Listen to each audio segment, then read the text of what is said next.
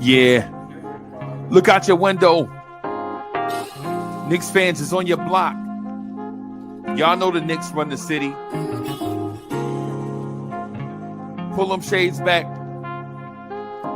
Look out your window. Look down there on the block. That's Knicks fans right there.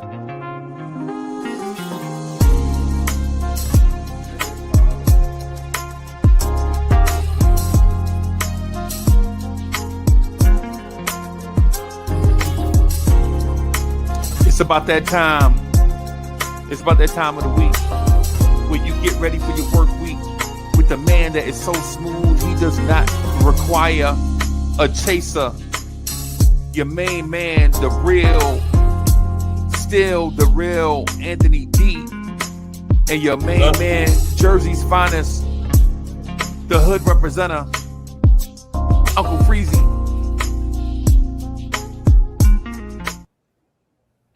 Yo, party people in the place to be. What's good? It's the number one chief rocker, Uncle Freezie, in the building, joined by Anthony D, the man that is so smooth he does not require a chaser. AD, what's good, bro? I'm gonna need you to put AD the champ. I'm gonna have to demand that each time, I come on these airwaves, it's either champ AD, Sir AD the champ, or just plain old champion. I like the last one, just champ. That works. Like What's going on? What's going on, champ? Nixon 5. I was gonna say the man that is so smooth, Nixon 5. Nixon That's 5, what I was thinking. I think I'm gonna rock with that. Salute to the chat. I'm sorry for this impromptu. Y'all know how we do sometimes. Life. Yeah. It's life, man. It's life. But we always here, ready to celebrate without a hesitate. Sean, our 2026 and beyond. You know what I'm saying? What you been up to, sir? I know what I've been up to this week. I've been watching fights. Come on, man. You know what we've been watching. You see that? We're Wonder Twins activate. Yeah, you know what? I've been watching fights. I watched Iran Barkley and Roberto Duran. That was classic. Hey, Barkley hit that dude with some shots. That fight should have been over. I ain't gonna lie, bro. He was hitting Duran with some uppercuts, bro. That fight should have been over. I think Duran took him in deep water. Yeah. Because he didn't see that right. Because if Duran doesn't knock him down, just the optics of it alone. Roberto Duran, probably 48 years old. Felt like, looked like it, Blown up middleweight. So he's coming from 125, 128, all the way up to 160. And for him, it was nothing for him because when he wasn't fighting, he'd get up to 210. He was probably 200 pounds anyway. He'd get up there. So, but the problem was to get back down. To get back down, bro. And that's the reason why he lost the No Mas fight, in my opinion. Well, that and a different Ray came out. But with Barkley, and shout out to Iran the Blade Barkley from Blade. The greatest borough in the city, the Bronx, because he was just, you get your money's worth every time. You understand? He would come into fights with over both his eyebrows barely healed up, coming off 10, 15, 25, 30 stitches, but the money was on the table. He fighting 8 weeks later like a fool. He's fighting, whenever, like them old time fighters. That was Iran Barkley. You're not supposed to fight like that, bro. And the irony of it, or the backstory of this fight with him and Duran is Duran humiliates his childhood friend Davey Moore for the junior middleweight title. How old was Davey Moore? Davey Moore might have been like 25. Okay. No older than 25. But Okay. he wasn't a blown up champ. You know, I don't know if that what you was thinking, or No. That's not seasoned enough. right. But he just wasn't no match for I mean, the late Burke should have said Duran beat the bejabbers out of him.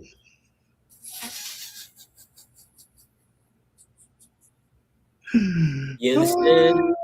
And Davey Moore and Iran Barkley, they grew up together. Right. They came up together. Right. Moore was just fortunate early than him.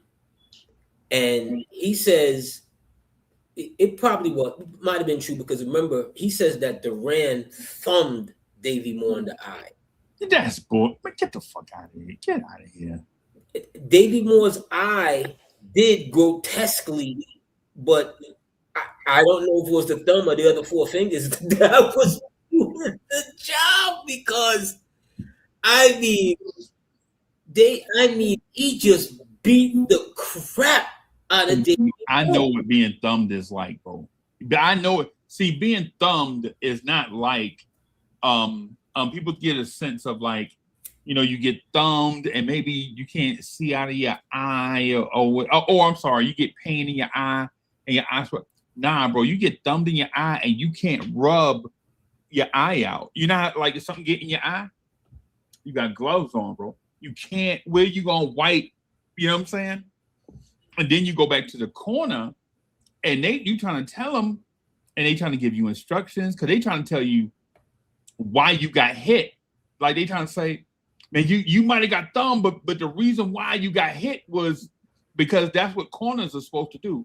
You have somebody over there that's like a cut man. You have a boxing man, a strategist, right? And then you have, you know what I'm saying? It's like you have three people over there. Everybody got different roles. That man got his ass whooped, AD. Right? That man got his ass whooped. Right? Like Roberto Duran and Tommy Hearns. Man, they ain't have nothing to do with weight. Hold on, I just saw something there. Breaking news. Happy born day to the illustrious Queen of the Bronx, Tori Bizzle. Tori B. Happy born day. You know, Queen, hopefully even you're enjoying your day. I don't know if it was today or if it's tomorrow or the day before, but Tori B said 50 laps around the sun. You still behind. You still you old as dust. Yeah, when we go out to eat, we're gonna use our senior citizen card. Just for real, we get that discount. Real. Lunch on Tori Bizzle, but happy birthday again. Happy birthday to the incomparable Tori B. You know, we joking, it's all love. But you still old as hell, though. You still old as dust. You're about as old as Sealy was.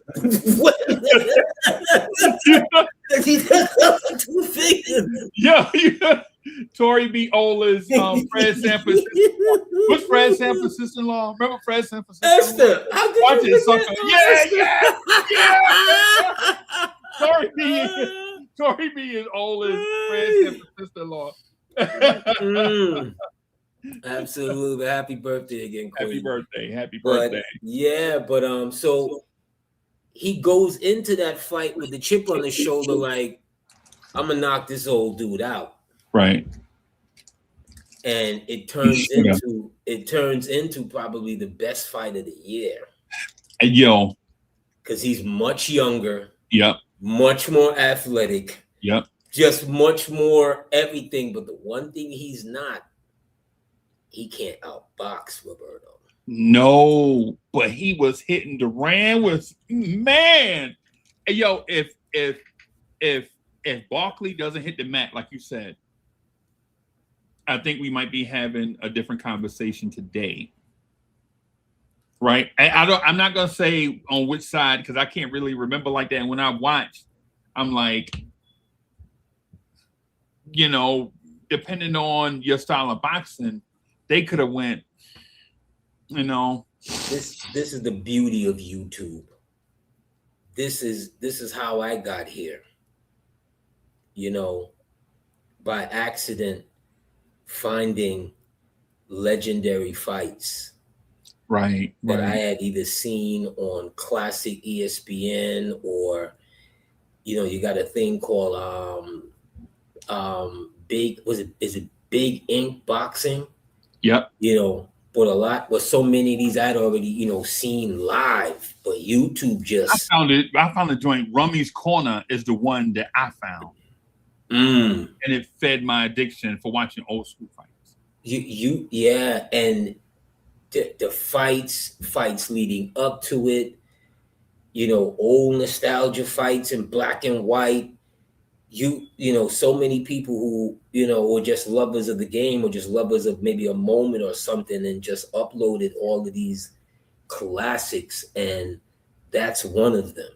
You know, Roberto knocks him down and he gets up, but that was kind of like the moment. That point difference, bro. Yeah, that was kind of like the moment. Because even with the knockdown, there's an argument to say that he wins the fight. Right. There's a big argument to say that he wins the fight. Right. If you go, because Duran hit him with some overhand rights that should have ended the fight. But Barkley takes those and uppercuts, and you're like, oh, you're not getting Barkley out of there. Right. And I think that was his strategy. Right. But at some point in the fight, he's trying to box. Right. Instead of mauling. Right. Instead of throwing him down once or twice on the mat and getting a, you know what I mean, just right. manning him. Because he's bigger. You see what I'm saying? He's way more. And he started, you know, BX style and right. And all of that. And Roberto was Panamanian him. And he didn't see that right coming. And when that right hit him, it was picture perfect.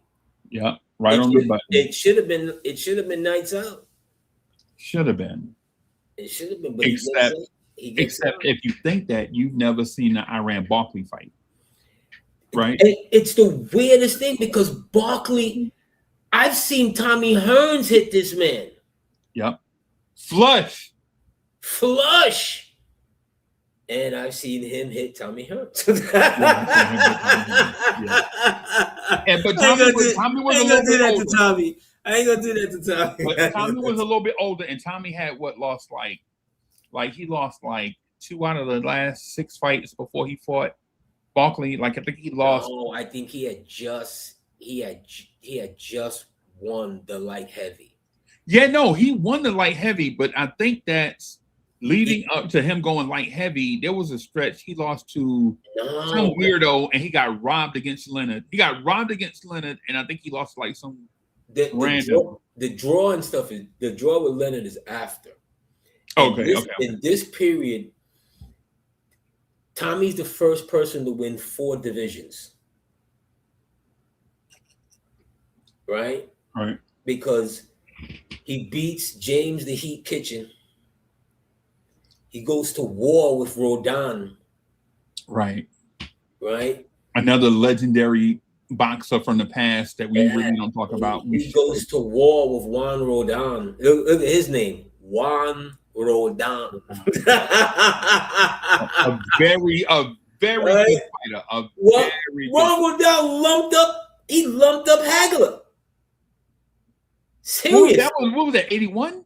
No, 80. This is like 84, 85, something like that. No, Rodin. This is later. This is like Rodin. Right around. This is before John the Beast Mugabe. This is after. No, that's after. It's before. I'm sorry, it's before. No, this is before Mugabe, and he lumped up a in prime Hagler. Rodin was no joke. Yeah. Rodin gave him everything. Rodin knocked him down like twice, I think, in that fight. He knocked Rodin down like twice or 3 times. It was one of those backwards and forth. So he was on a stretch, and then no one is really thinking of Barkley like that. No one is really thinking. Him and his people are not thinking of Barkley like that. They think it's going to be a night. It's going to be a night's work. Right. And except for Blade, because Blade puts him out very early. Right. He looked like cut timber. Yeah. Timber. That man hit the canvas. Boom. Right. And then I saw them talking to each other after the fight, and Hearns could barely talk. Like, this is the stage where Hearns started whatever going on with Hearns. He like whispering, and like, this is like after, like, man, I get you, sucker, right now, sucker. And I'm like, and then he doing, the Tommy Hearns, like, I'll get you right. I was like, oh, Tommy might need to hang him up, bro. He should have retired, because that's what caused him and Emmanuel to split apart. Yep. Because Emmanuel was like, this is like right around age 32, 33. And Emmanuel was like, I think you've had it. You've had some really wars these last couple of fights. And he's like, I don't think so. And then he goes on to beat Virgil Hill. Another great fighter. See, he's at the end. Virgil Hill is like 8 years younger than him. At least 8 years younger than him. And a technician too, by the way. Kind of in the sense of Andre Ward, where he's like a technical fighter. He's gonna point you up when the power shots are there. He's not gonna knock you out, and he's not gonna, you know what I'm saying? Like, he's not one hit a quitter power. But the accumulation of those punches, you know what I'm saying? But he was Hearns more of a technician. Hearns took him out. Old Hearns took him out, so that gave him another jolt. Because there's a talent jump. Like, the difference, like what you're saying, like, people forget we're talking about 2 of the 4 kings, right? Like, these dudes, like, them at 80% of their whatever their talent is like 110% of the next guy. You feel me? So it's like, when you saw Ray Leonard hit Donnie Lalonde, that's like 4 Kings talent. And Ray Leonard was like, what, 35?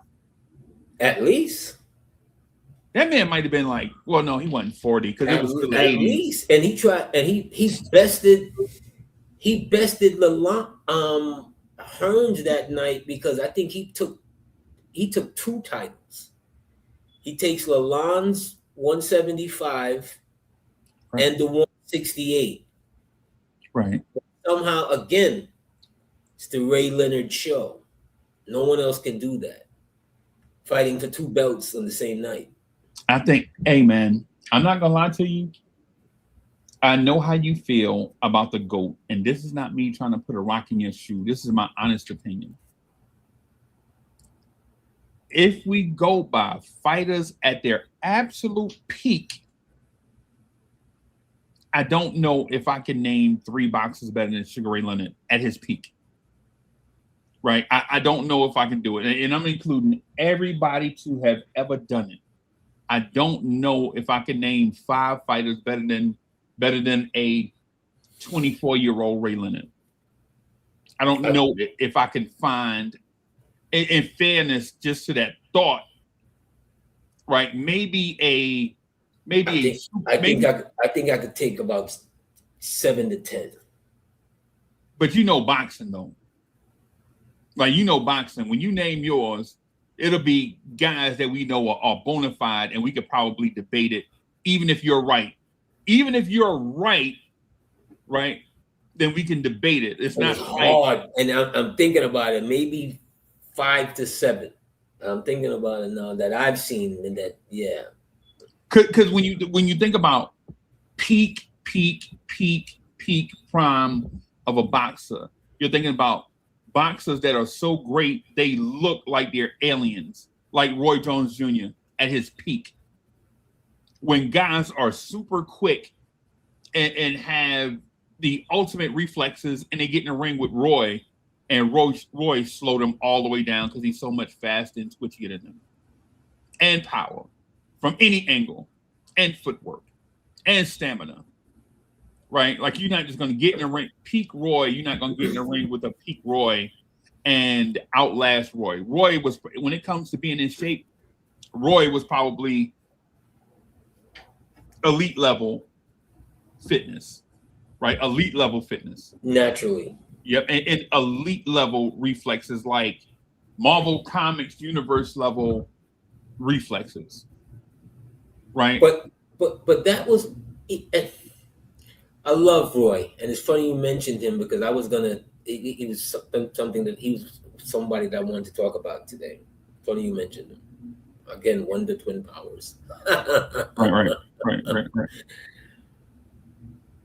Roy is so gifted athletically that his technical skills, his jab was horrible. Right. Because he almost, when you see him fight, he almost has no use for it. Right. Because I'm watching him against Montel Griffin 1 and 2. Right? Right. And in 1, up until the disqualification, Montel Griffin is beating him. Right. Montel Griffin is beating him easily. Right. He begins to wanting to box with Montel Griffin, and he's not a boxer like that. Right. He's a feint. Right. Out quick you to the shot. He's not Ali, jab, right. Cross. No. He's of the, I don't want to say the newer generation, but he's of someone who's so fast that his stance, he will flat out open his stance in front of you like this. There's no angle. There's no angle left or right. He's not going to go right, but he's so fast. He's inviting you to do something, and Montel Griffin was giving it to him. Yeah. He was technical. I as a boxing, totally technical. As a boxing fan, I saw all the stuff that Montel did. He was whoever trained him did an excellent job. Stay out of leap range. Like one of the things that Roy used to do, and people probably forget, is Roy used to be a leap puncher. Like he'll see an opening from like 9 feet and he'll just leap in there because he had the quickness to do it. Right. And then, you know what I'm saying? So you have to stay out of leap range, and you had to stay out of inside because Roy inside was faster than you could guard yourself. So you had to stay in like this weird elite speed. Yeah. You had to stay elite speed from the beginning. And another dude did it too, though, AD. Another dude was doing the same game plan, but Roy faked a leap and just hit a dude in the side with a kidney shot, and the fight was over. You said the dude just hit it. He hit the dude. Who was that again? Oh my God! He faked the leap and just and hit him. Was that Vinny Pazienza? No, I think Vinny beat him, didn't he? No, he beat the crap out of Vinny. Yeah, you're right. Vinny Pazienza is the first. I think it's the only fight in history where a fighter did not land a single blow in the round. In the whole round, right? Oh, the whole fight. He didn't land a single blow. Right. Roy decimated him. I mean, he was not in that class, but it's funny because I'm watching Roy this week, and I don't know if you saw this, and maybe it's a little older, maybe it's from the year or 2 or whatever, but it went all the way back with me to 88 in the Olympics when he got cheated, robbed, humiliated. It would have been easier by gunpoint. Right. That's how bad when he lost to that Korean gentleman. The judges, they were barred for life. And the Korean dude tried to raise Roy's hand. Remember that? Yeah. The Korean And dude was like, "Nah, he the winner. He won." you know, because when they in the blue corner, he went, huh? He Right. went, Right. but Yep. to come full circle, I'm watching this footage here this weekend, and years later, because we're almost 40 years, he unannounced to anybody, no press, no nothing, nothing like that. He contacts Roy's people and is like, he's gonna be in town. Right. So he goes to Roy's gym. Roy hadn't seen him since then, since he was 18, 19.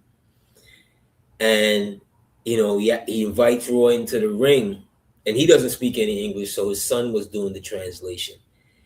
And he presents the gold medal to Roy. Right. And Roy broke down. And I remember as a kid, Roy crying ever so quickly in the towel, and I was crying. Yep.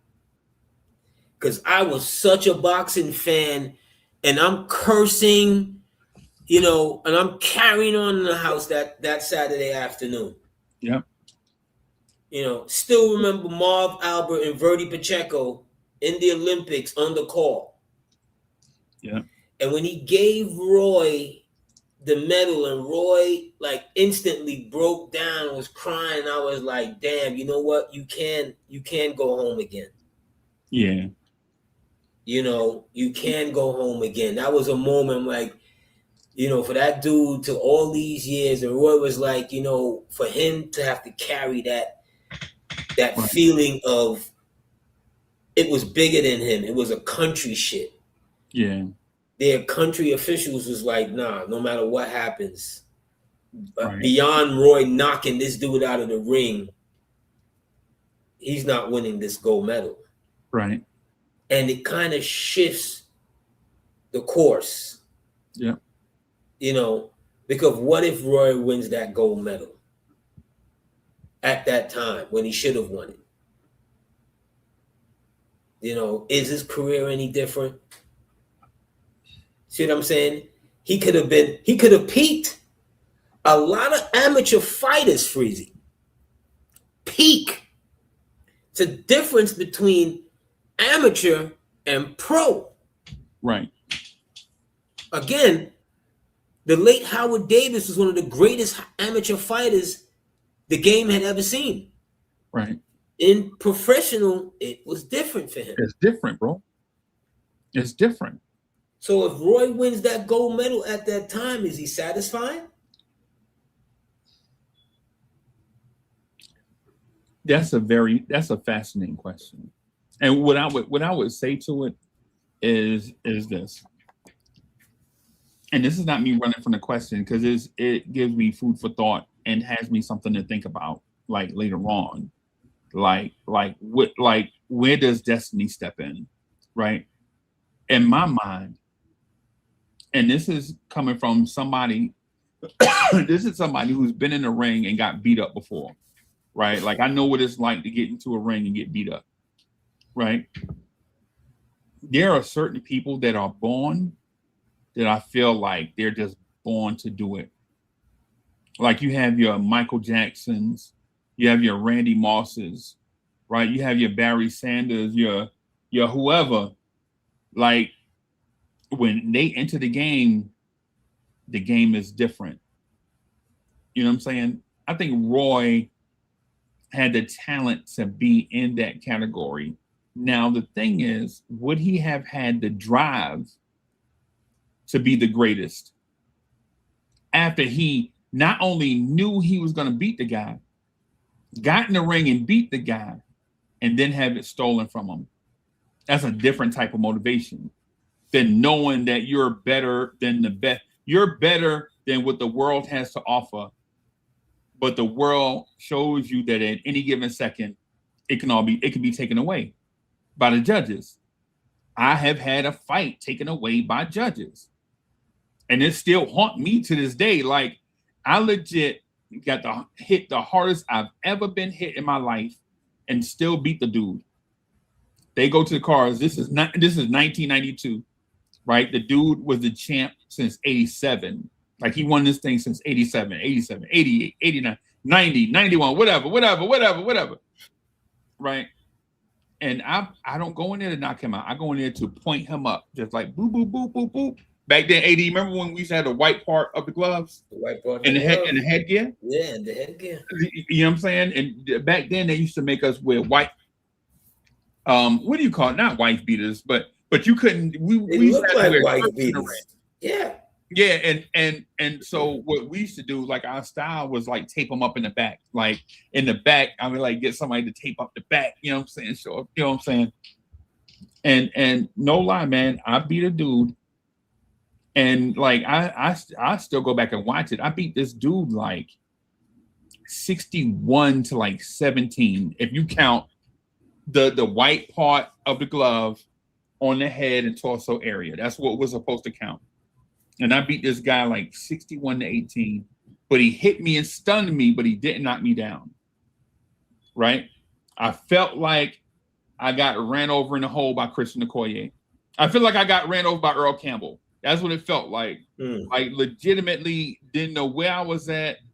Whatever. I was like Martin on Def Comedy Jam. Like I was legit. That dude hit me and I started ordering through drive-thru. Let me get a Caesar salad. like that's where I was at. I was stunned. A bucket of fries. Yeah. But this is over. right. They should have came in there and got me. They didn't. Rethink my career. Rethink my career strategy. I ran, and I didn't run like I didn't run like you know what I'm saying. But he was trying to, and I was like ducking him, trying to get to a plate. And the more as time went on, like I got clear. And so the third round, me being ahead on points, I didn't feel like I had to finish him off because I was already ahead by like 25 points. What the fuck? Bro, AD, there's no world where a boxer is ahead by 25 points in a fight, amateurs. That's ridiculous. But I'm ahead because he was used to fighting a certain style fighter. Right. And I was a style fighter that he had never seen. Like I was light. My superpower wasn't power. My superpower was a chin. Right. And so it's one of those things, man, where, you know, they call us out. They offer me water. I'm like, man, I don't need no water. I'm the champ. Like legit. I don't need nothing. I ain't thirsty. Yeah, right. I ain't even sitting down between rounds. And then they go to the cards. They go to the cards and they say the man's name like he watched me. They're like, in the red corner, the Renaissance, because they was, you know, he Mexican. The guy was Spanish. You know what I'm saying? All of the judges, they Spanish. We was in Dallas, Texas. Everybody's, and they're like, oh, you're great. Something wrong, something. They were saying today, you know what I'm saying? And I was like, yo, what just happened? And my coach, I never forgot, I see him stepping in the ring, man, and I just bust out crying, bro. Like, I ain't never cried like that in my whole life, man. Like, to get it taken away from you. The fix was in. But that's what it was. That's boxing. Oh, and yes, that was Virgil Hill. I don't know who pointed that out. Yes, Frankie. That was Virgil Hill when Roy Jones hit him with the body shot. Oh, the technician! Yeah. That was Virgil Hill. Yeah, But you know, salute to you know, fighters again, man. It's the one sports profession that I tell people you can't begrudge them. Nah. You know, so when I hear Floyd, you know, is now not worth what he was a couple of years ago, and you know, whatever. I'm just not one of those to hop on and beat him up about it. Right. You know, because that man gets punched in his face for a living. Yeah. And trying not to get punched in his face for a living. Right. And if he's not getting punched in his face, he's getting punched in the body. Getting punched in the gut. And he was an unpopular fighter. He was an unpopular fighter. Right, he was an unpopular champion. And he made himself unpopular to get the money, to get the status. Because if you remember, when he first begins, he was Pretty Boy Floyd. Right. Yep. Devastating lightweight. Beating everybody, but you can't get a prize fight as Pretty Boy, bro. You couldn't. Well, he was under Bob Arum, and they didn't see him as Pretty Boy. Right. They didn't believe in him. Right. Right. But he keeps winning. I can't remember how he got out of his deal. I don't know if the deal had expired and whatever, because there's really no such thing as you getting something. He had 3 fights left. And Arum was like, listen, if you, I promise you, I'll get you to the bag. Right. You know what I'm saying? Destroy these 3 fighters, but you got to promote these fights. And Roy, to his credit, one fight he probably should have lost. I think the second to last, or the third to last fight, he probably should have lost. Castillo. And I think they rematched, and then he watched the dude up in the second fight or something. Right. And then Arum comes in before the last fight and is like, yo, we can't promote you, bro. You don't make us no money. He's like, okay, I got you. Tell you what we'll do. He was like, yo, I'll just go somewhere else, right? I'll just compete against you. So it's like whatever. You saw him go from Pretty Boy Floyd to whoever he was in that last fight. Because the fight did you see him and Arturo Gatti? Oh, Jesus. Well, what it is for him at the time, Floyd is the beginning of the internet. Ah, you're right. It's Vince Carter, Floyd Mayweather. Yeah, it's a Floyd is that. That's right. He's in that new wave of Allen Iverson. Yes. Yeah. And they're not, Arum and those people, they're not understanding that there's a market for this. Right. They may be, De La Hoya may have everything. Right. Right. But there's a market for what Floyd and his people were saying, like, look, your numbers is not telling the truth. Right. I know it. You don't know it, but I know it. Right. Now comes Money Mayweather. Right. The branding changes. Right? Right. He's no longer, trying to be likable. Right? He starts to hunt De La Hoya. Right. De La Hoya wants no part of him at this point. Nah. Right? Nah. He makes De La Hoya fight him. De La Hoya had no business fighting him. The Cinco de Mayo thing? Remember the Cinco de Mayo thing? He had at that point, Floyd doesn't wash him. He beats him in a decision, right? I think he hit De La Hoya a split decision. He hit him with some shots, though, bro. Mission was accomplished. The mission was get De La Hoya to fight me.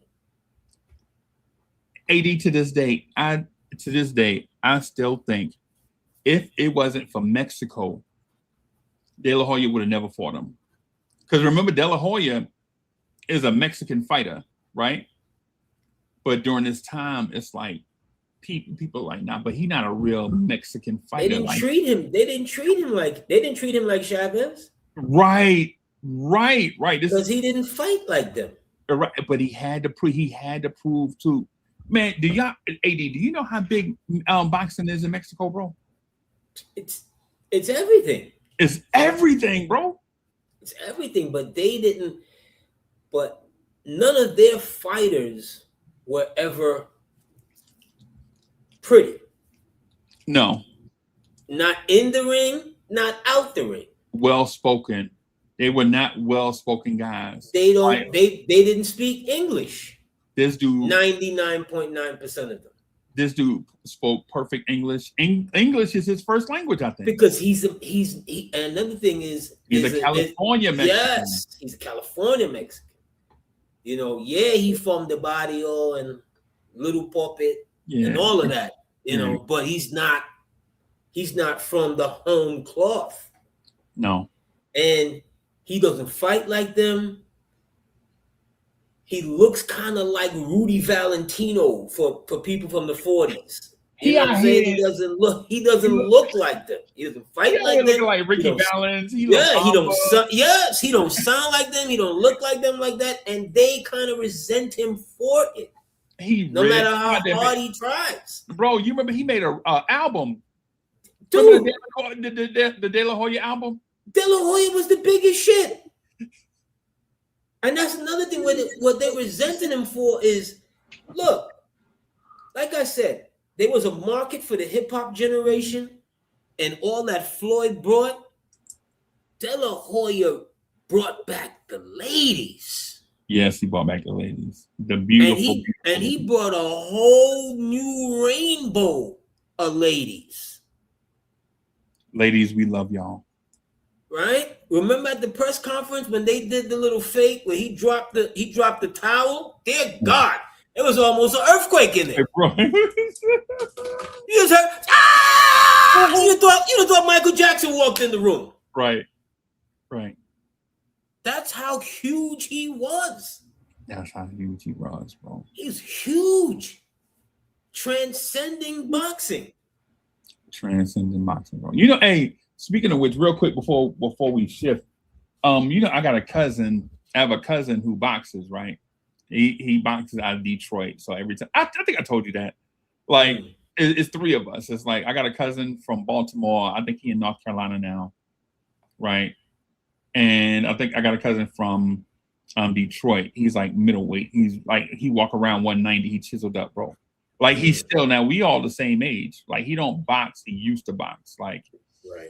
You know what I'm saying? Like, but bro, listen, man. You talking about passionate areas?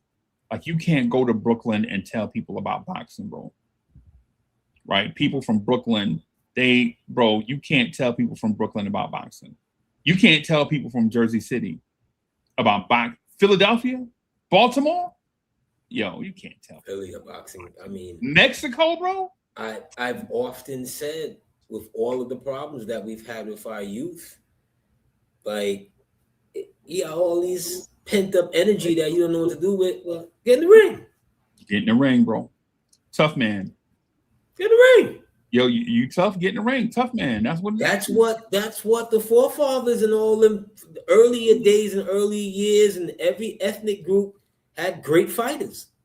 Get in the ring. Right. Get in the ring or go to jail. Remember, they used to have boxing programs in the jails. Yep. I know. I was a part of that too. Well, not on that grand scale that you mentioned, right? But I had some dabbles in that too, right? Like so. But yeah, I know. I remember one of my favorite movies in the 80s, Penitentiary. Penitentiary 1 and 2, but Lord, I don't give a damn. Whatever, a Raspberry, an Oscar, or whatever. Leon Isaac Kennedy deserves an award for that movie. Okay? Penitentiary 1 and 2. I know he had 3, 4, and 5, but Penitentiary 1 and 2? What? Oh my God, bro. He gets out of prison because of a boxing program. Right. Bro, I love it. Let me do this. Let me shift real quick for a thing real quick, everybody. So AD and I have this thing that we want to start doing because this is old school Knicks. So we're gonna talk about old school stuff. We're gonna talk about old school soul music, talk about boxing. We're gonna talk about old school stuff along with old school Knicks. We ain't talking about the stylistics today. I'm gonna tell you that right now. I did listen to the Enchantments though. Gloria, Gloria. Things ain't been the same. Yeah. But, my bad, people. So I have we have this thing, once a Knick, always a Knick. I'm just gonna do a thing real quick. I'm gonna ask y'all to be patient with me as I do the transition to it. So I'm gonna put this up here like this, and then I'm gonna move. Oh dear God! Did you really? I'm gonna move me and AD. Jesus Christ! I'm gonna move AD, me Me and AD over here like this. Oh, Lord Jesus. Right. And I'll save that just for now. Salute to international Knicks fans. Salute again to the incomparable Tori B on her birthday. Salute Randu, Frankie. I see David Smith, the #1 cat lover in the in the building. As you should, David Smith. As you should. Yeah, so I got a thing. I'm gonna just say this real quick. It'll be real quick, y'all. So Darryl Walker spent his first 3 seasons with the Knicks from 1983 to 1986. He quickly became an important part of the backcourt because he could handle the ball, defend, the rebound, and create for teammates and push tempo. That was his thing, right?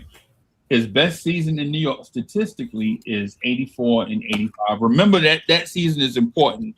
For those that know history, 1984, 1985 is important for a reason, right? He started 66 games.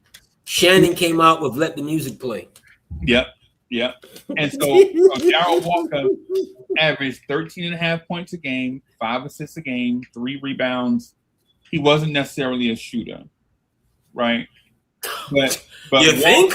Yeah, you think? Oh, he was not a he was not. Yeah, Walker was a defensive-minded playmaking guard in an era where guards were expected to do more than score. His career eventually became much longer than his Knicks tenure, right? So he was a hard-nosed guard, defender, rebound facilitator who played 245 games for the Knicks and was a starter during an official period or a critical period of Knicks history. He wasn't a franchise icon, but he was a legitimate NBA player who wore the Knicks uniform with toughness and pride. Everybody, that was Darryl Walker. You see his stuff right here on the screen. Once a Knick, always a Knick. Knicks point guard, wore number 11, played here for 3 seasons, and known for tough defense, leadership, and putting team goals before his own. AD, you know why 84, 85 is important, right? I need to know why is Darryl Walker the first person that people, let me tell y'all something. Freezie texted me the name Darryl Walker like 3 times this week, right? I thought he was joking. I'm dead ass. I thought he was joking. I had so I want to say I apologize right now because every time he brought up his name, I kept saying no. Right. 5 o'clock today, he said, I said, no. I'm thinking he's joking. But to the true heart of the once a Knick, always a Knick segment, and maybe I got to take my biasness out of this. I think that's what it is. And this is going to lead me to a segment that I wanted to, something I wanted to bring up later, but this is going to lead us right there. I think I'm biased because he wasn't the player we needed. Right. That's one. Right. He didn't have the skill sets we needed. That's 2. And 3, as much of because he was a very good defensive player. Very good. So I'm not going to take that away from him, right? But in the biggest moments when they needed him, someone who's drafted that high, Barrett, quickly. Yeah, you're young, right? But you're drafted high. And you're expected to deliver. Right. Which is why those 2 players I mentioned, no longer here. Right. Because they saw him up next to who they had designs to build this around. Right. Right? That management, they saw Darryl Walker up to who they should have been having designs to build around. Right. Bernard King. Bernard King. Your year 84, I've beaten that to death. Go back and look at it. Go back and look at his numbers in those playoff series. Right. See what I'm saying? Then it's no, like I said, there's no disrespect to him because I believe in once a Knick, always a Knick. Right. But we gotta tell the truth. You know, I thought about this during your text messages today with the Darryl Walker thing that I didn't think was serious. Who's Brunson's number 2 guy? We know the answer, or I think we know the answer. Right. And then I thought about who was Bernard's number 2 guy, right? And then I thought about who was Melo's number 2 guy. But I'm thinking about this as far as their best seasons. Right. Okay? I don't know who Bernard's number 2 guy was. He didn't have a number 2 guy. Okay? So, it was by committee, remember? It was by committee. But in order to win a championship more times than not that we've seen in the history of this game, Freezie,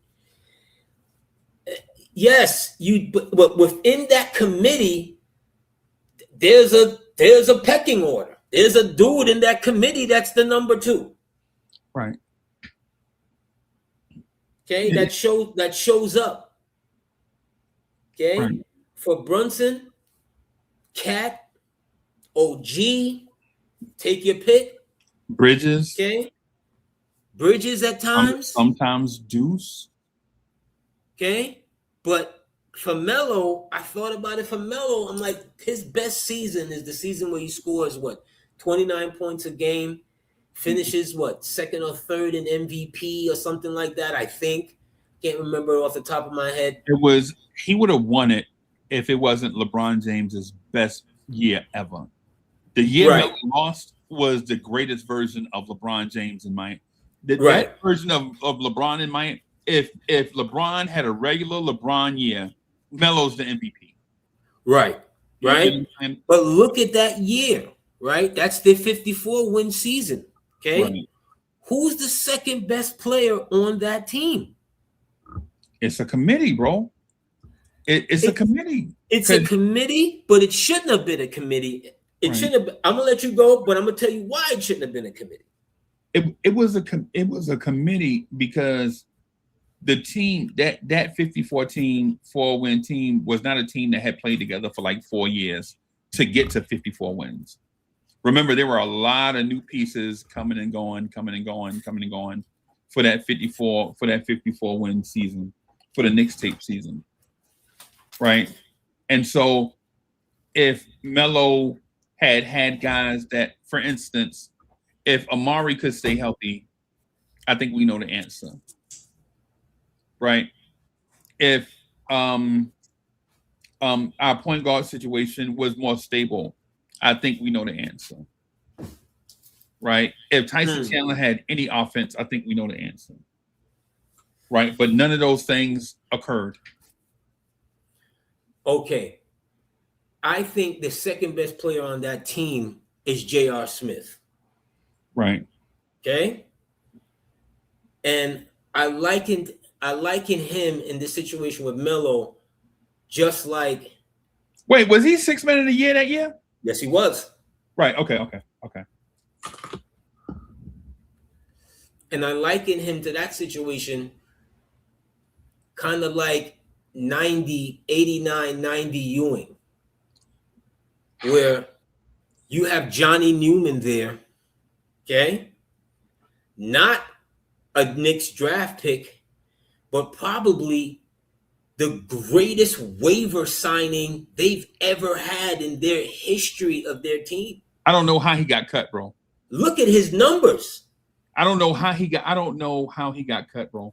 Cleveland cut him because of numbers. I heard him talking about it because they were loaded. Oh, they were loaded, right? With young talent, right? And they wanted him to go to that version of the D League, the CBA. Right. Yeah. And he was like, "If you cut me, I'm out of here." Right. Right. and he was out of there. Okay, look at JR. He's 6th man of the year. He should have been even more. Because look at the rest of the talent on the team as far as scoring wise. They're an older group. You couldn't depend on Kid in the end. Pablo Prigione's not that type of ball player. No. Not scoring. Shumpert was young, only in his second season, I think. Very young, yeah. You know, you can go on and on. Melo needed him to step up, right? In the correlation with Ewing, okay, when they get rid of Bernard and they luck into, because Rick Pitino had really scouted Newman in college. So Rick Pitino knew everything about him, right? As soon as they get him here, immediately hand the glove. He's the starter. Hand from the bench to the starter. But what was going on? Al Bianchi trades for a former great player in Kiki Vandal. Always do. God, because there's details and nuance to everything. As soon as you said Johnny Newman, I was like, watch he talk about Kiki Vandal grabbing his back and starts another NBA game. The dude grabbed his back. Johnny Newman came on the floor. The dude never started another NBA game. At least that's what my memory says, right?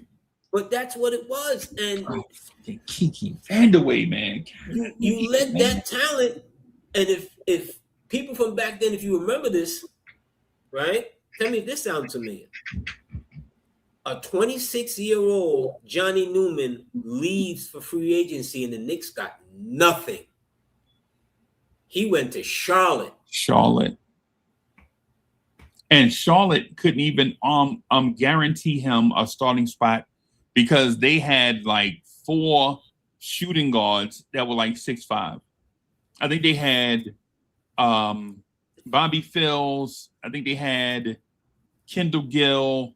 I think they had like a bunch of dudes. Like they were a short lineup, right? And he wasn't going to start over Larry Johnson at the 4, right? They weren't going to do weird lineups and have him. So he leaves and okay, AD, because AD, I don't want to hijack it, bro. Because no, but you see what you see what I'm saying though. I do. In these moments, we talked about this before, as far as the near misses.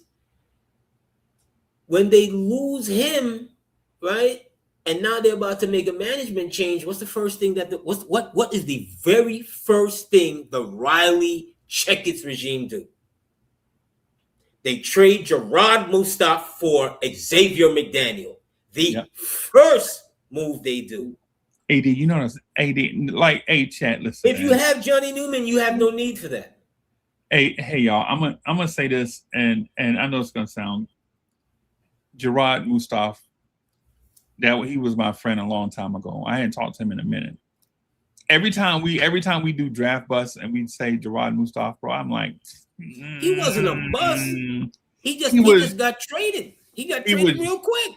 Remember, he was drafted. I think when he got drafted, he was what, 20? Very young. He was a sophomore. He was a 2-year. Yeah, he was a 2-year college player that was young for a second-year college player. Right? And shout out and his mom and everybody. His mom could do a lot. My pops used to work together at Ford Motor Company a long time ago, man. He could do a lot. He really could. Yeah. But they had no patience with that. Because they were trying to win right away. Yeah. Riley wanted a veteran.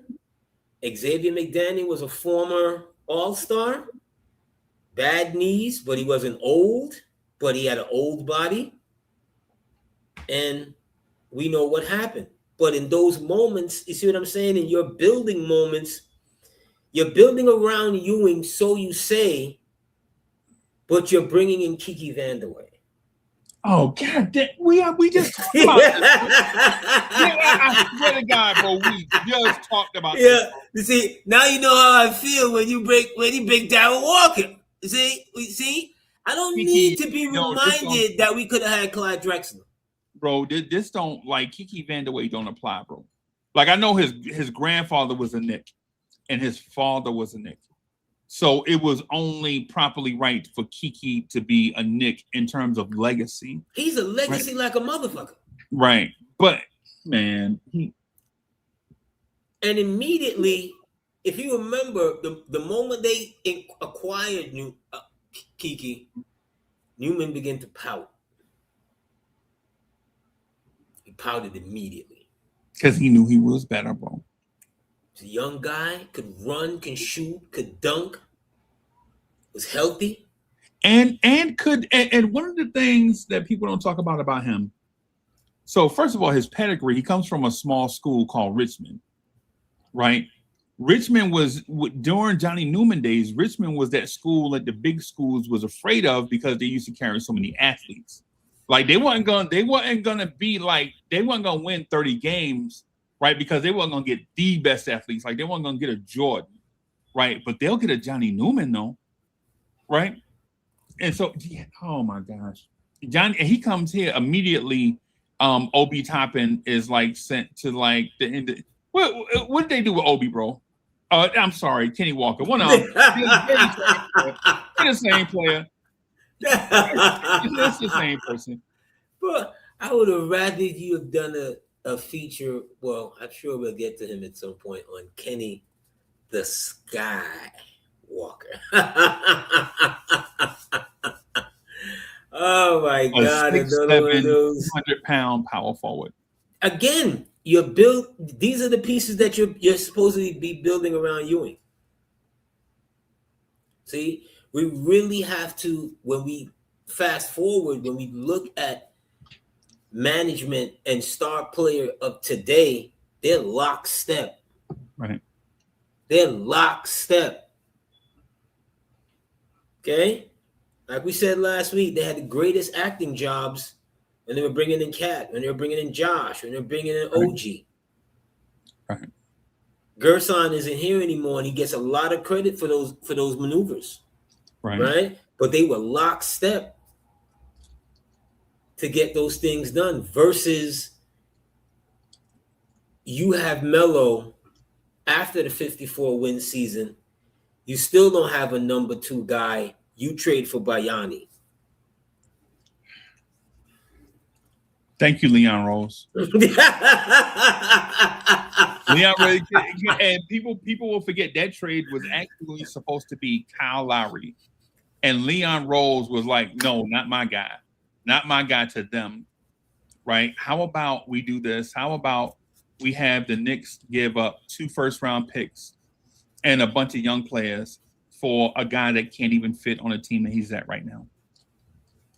Right? That's what they need. Remember, AD, remember when we trade for Bargnani, the main thing is teams didn't respect our outside shooting.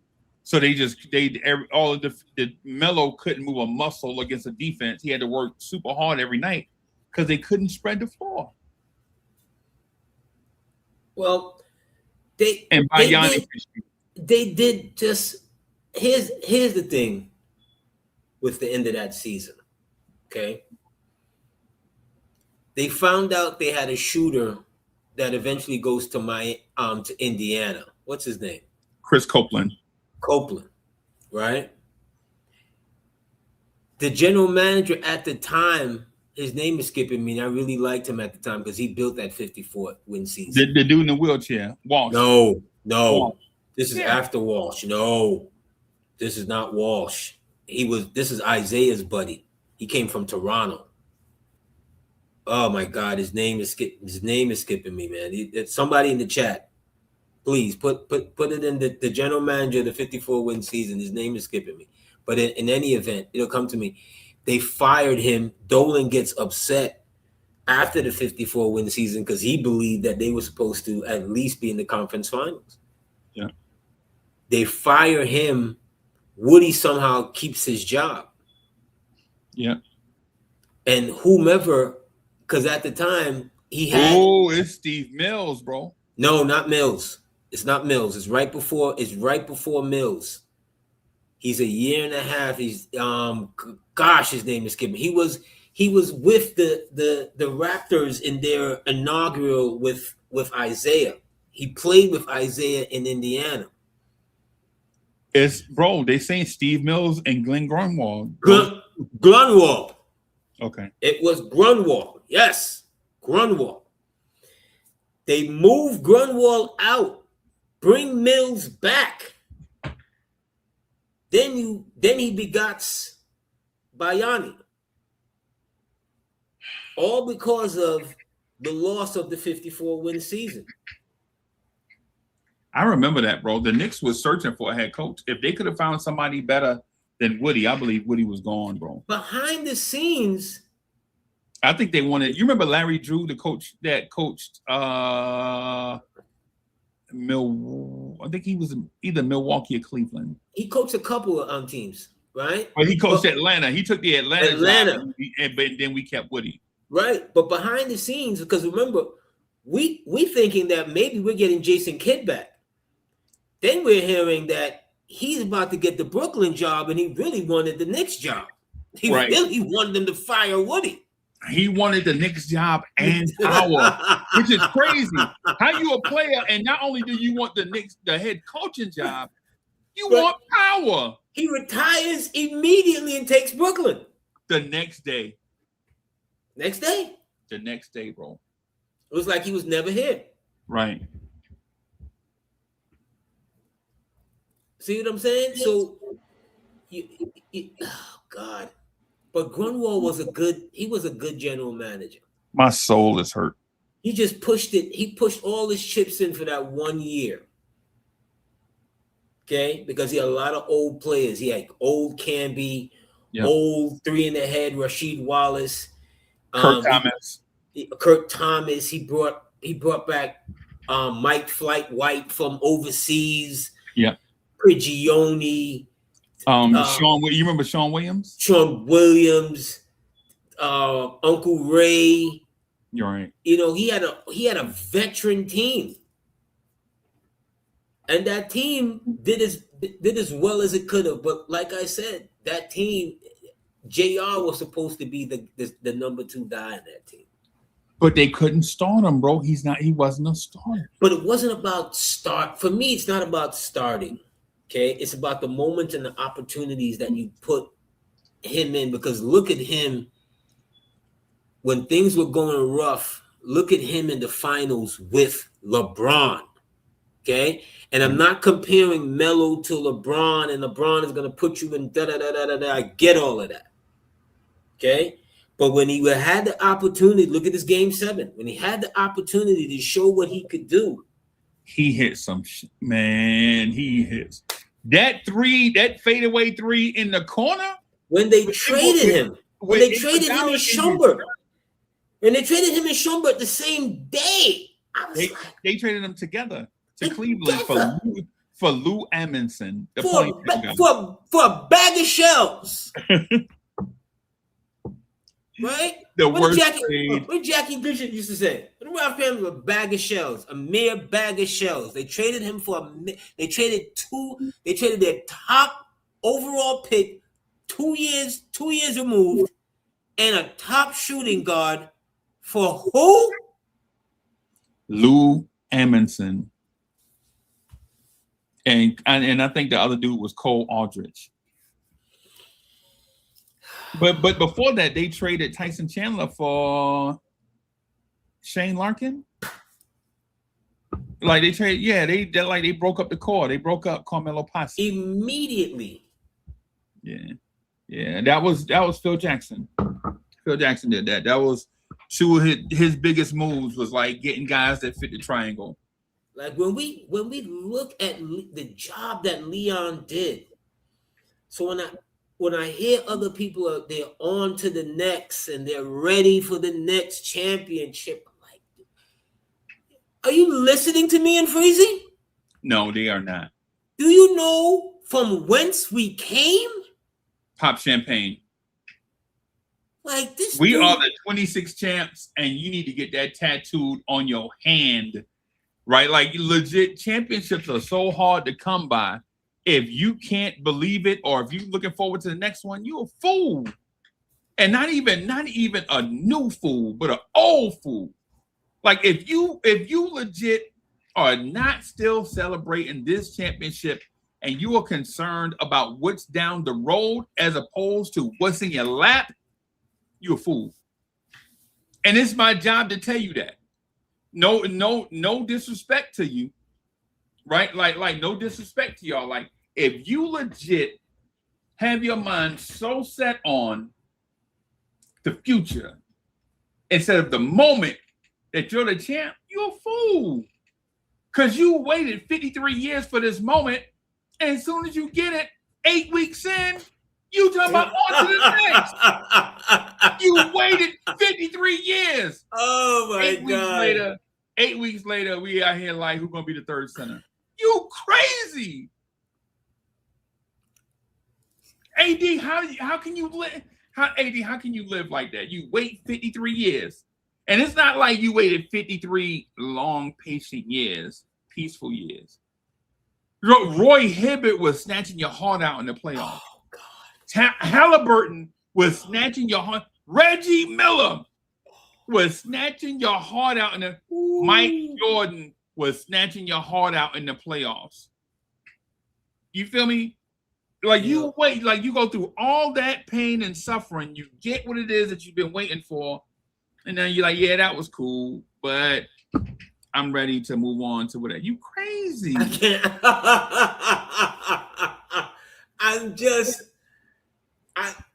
I can't believe it, bro. I'm baffled by it, Freezie.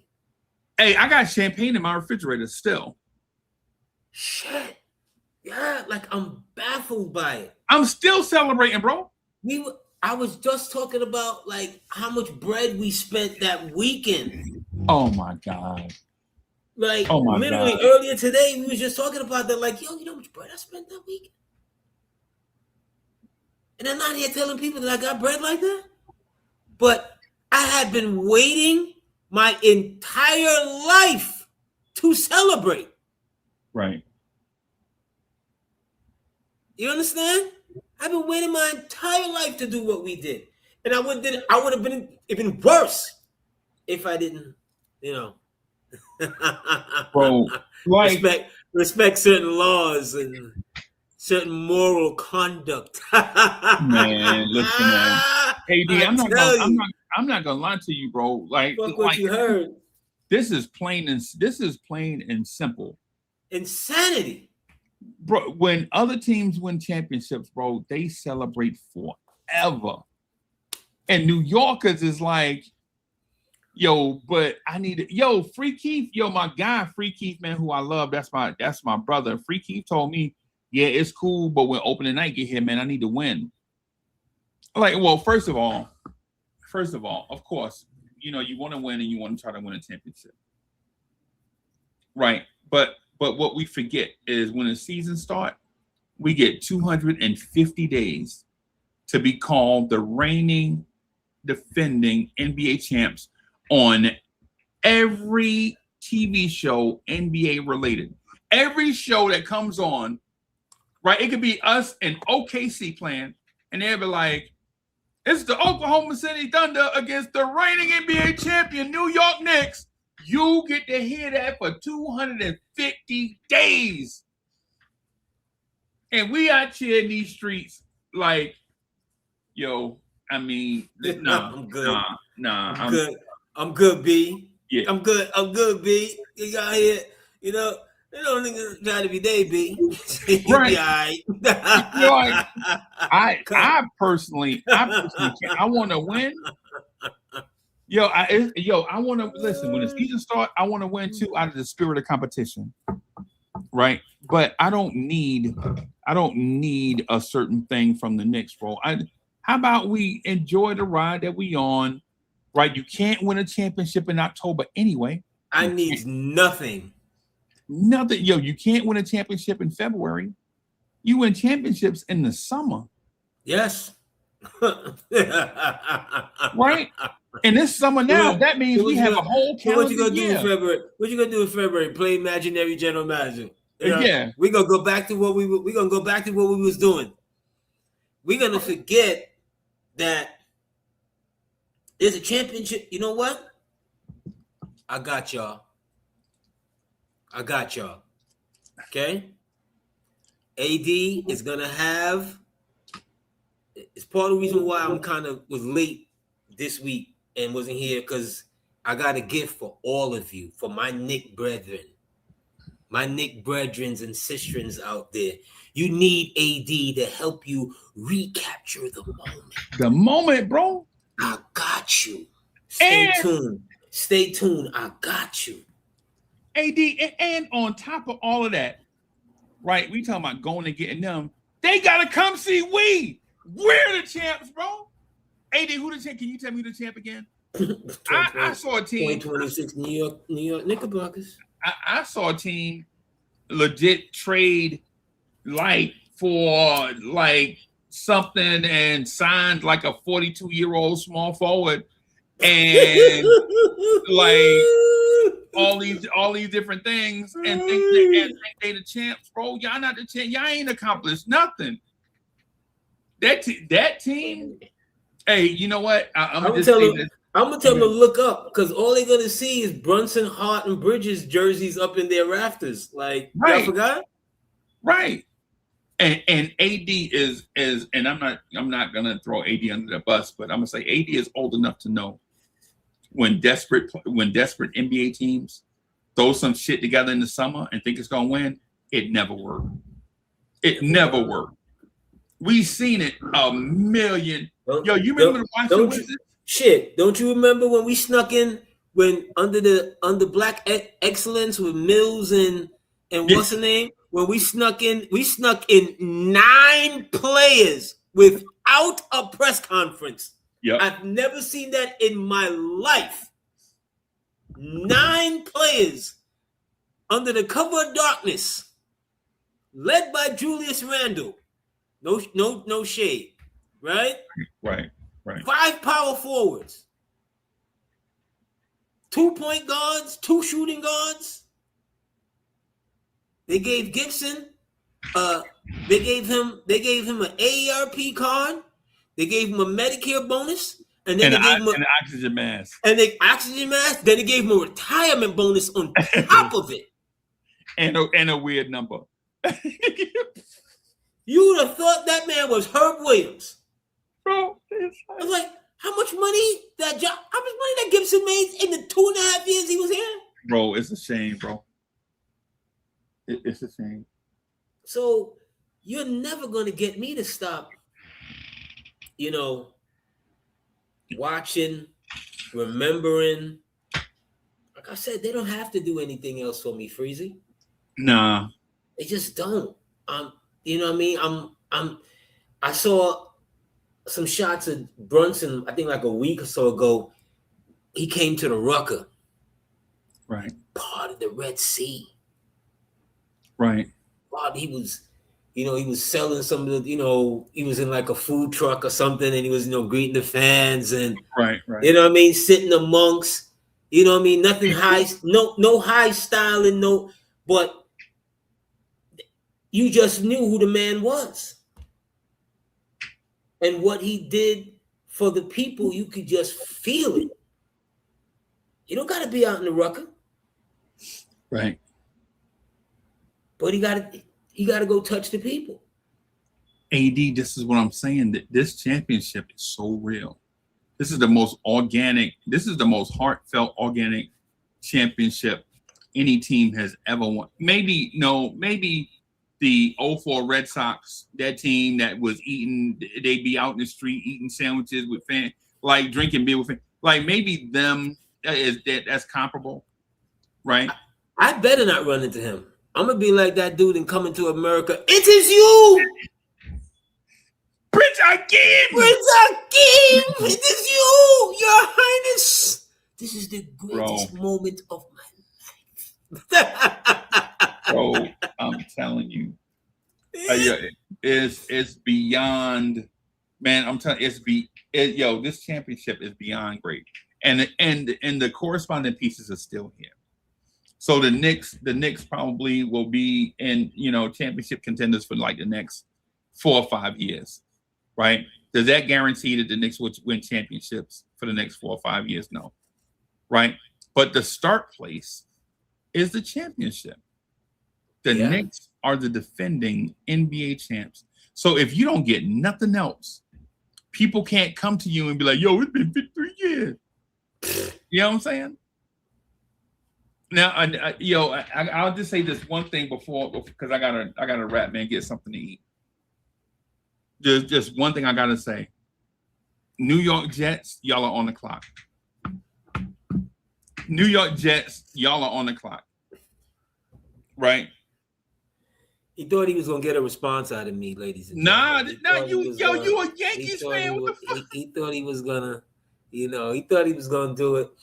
But and look, we got like 3 weeks to fantasy draft, Freezie. Oh yeah, we gotta do a fantasy league. Right?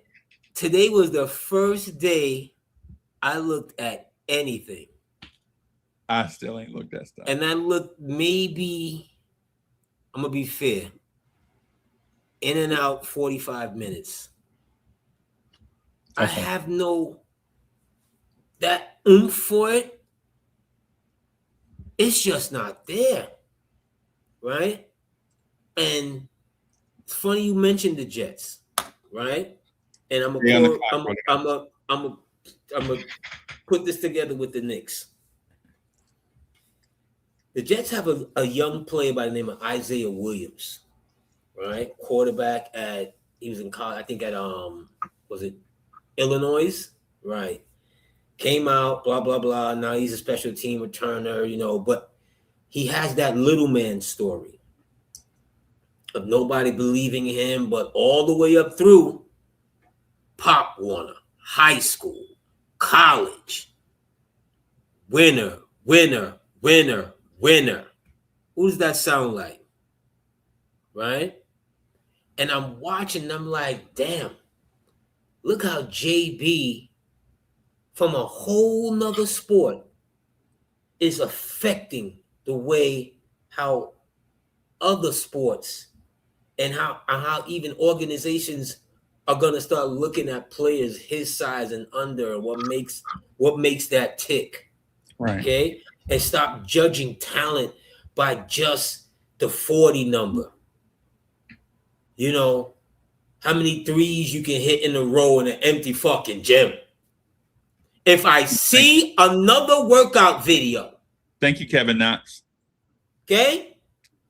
If I see another workout video where stiffs in the game look like all-stars with the coach passing the ball and they dribble around the chair and around the cones and miss me with that.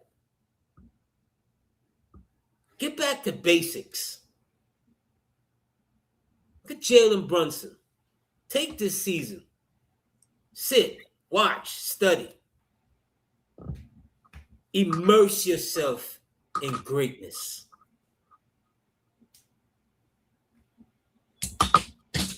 Hey y'all, I gotta run, man. Thank y'all for coming through.